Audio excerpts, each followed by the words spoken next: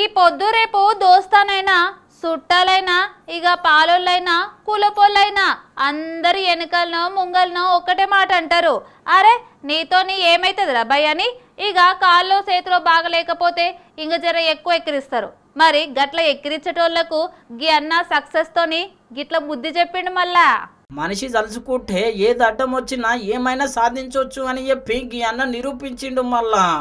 అవును, ఈ అన్న పేరు సురేష్, కరీంనగర్ జిల్లాలో ఉంటాడు.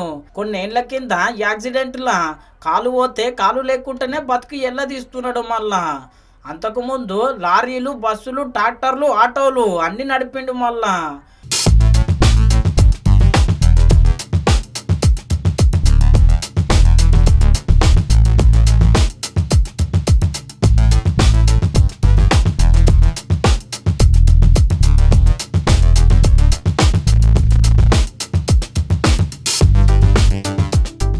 ఇక అప్పటి సందే అన్నకు ఏదో ఒకటి సాధిద్దామని ఉన్నది. కాలు లేకపోయినా కన్నీళ్లు పెట్టుకుంటా అయితే ఉండలేడు. ఏదో ఒకటి సాధించాలని చెప్పి చక్కటి ఆలోచన చేసి బండిని గిట్లా కారు లెక్క తయారు చేసిండు మళ్ళా.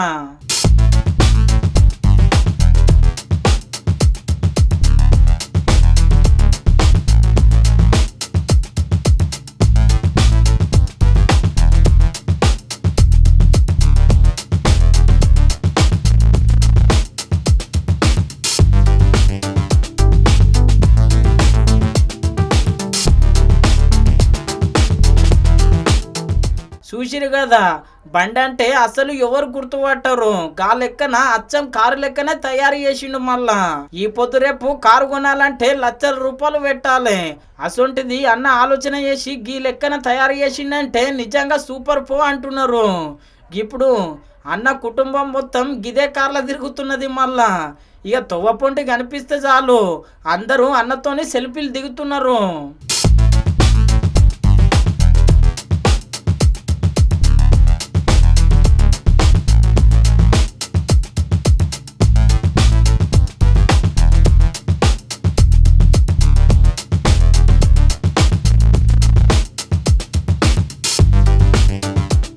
కాలు లేకున్నా కన్నీళ్లు పెట్టకుండా బండిని కారు లెక్కన గీ లెక్కన తయారు చేసిండంటే నిజంగా గ్రేటే కదా.